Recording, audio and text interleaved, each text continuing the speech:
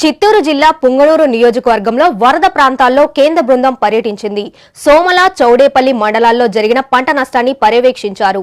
పుంగనూరు మండలం చదాలలో నీట మునిగిన వరి, టమాటా పంటలను పరిశీలించారు. వరి, టమాటా, క్యాలీఫ్లవర్, బంగాళదుంప, ముల్లంగి పంటలు బాగా నష్టపోయాయని రైతులు కేంద్ర బృందానికి వివరించారు.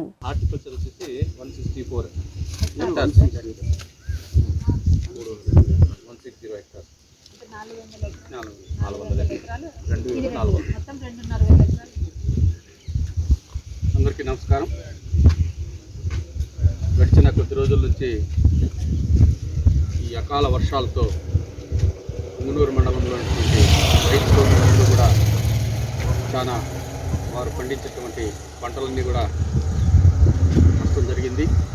అందులో భాగంగానే మొన్నటి రోజు కూడా మన శాసనసభ్యులు, మన మంత్రివర్యులు రామచంద్రారెడ్డి గారు కూడా మన పుంగనూరు మండలంలో పర్యటించి ఇక్కడ నష్టపోయిన రైతులందరికీ కూడా ధైర్యంగా ఉండండి, ప్రభుత్వం తరఫున మేమందరూ కూడా ఆదుకుంటామని కూడా తెలియజేశారు.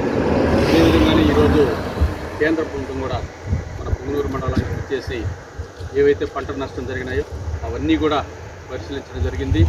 దాదాపుగా అయితే ఈ పుంగనూరు మండలంలో వరి పంట అయితే దాదాపు 2 ఎకరాలు నష్టం జరిగింది. ఈ నష్టాన్నంతా కూడా ప్రభుత్వం దృష్టికి తీసుకుపోయేదానికి మన అధికారులు అయితేనేమి, మా ప్రజాప్రతినిధులు, సర్పంచులు, ఎంపీటీసీలు అందరూ కూడా కష్టపడి వారి యొక్క నివేదికలన్నీ కూడా ప్రభుత్వానికి తెలియజేస్తున్నాము. ఏదేమైనా పంట నష్టపోయిన రైతులందరూ కూడా అధైర్యపడకుండా ప్రభుత్వం నుంచి ఆదుకునేదానికి సిద్ధంగా ఉంది. కాబట్టి ప్రభుత్వం మీరందరూ కూడా ధైర్యంగా ఉండి ఈ పంటని ఇంకా ఏవి నష్టపోకుండా ఏవైనా చిన్న చిన్న కాలువల ద్వారా కానీ దారి మళ్ళించుకొని హార్వెస్ట్ చేసుకోవాల్సిందిగా కూడా కోరుతున్నాము. అదేవిధంగా కూడా హార్టికల్చర్ సంబంధించి కూడా టమాటా కానీ, కాలీఫ్లవర్ కానీ, ఈ పొటాటో కానీ అన్నీ కూడా, కంది కానీ అన్నీ కూడా నష్టపోయినాయి. దాదాపుగా పొటాటో 400 ఎకరాల టమాటా కానీ, కందులు కానీ అన్నీ కూడా నష్టపోవడం జరిగింది. కాబట్టి ఇవన్నీ కూడా మేము మన శాసనసభ్యులు మంత్రివర్యులు రామచంద్రారెడ్డి దృష్టికి తీసుకెళ్ళినాము.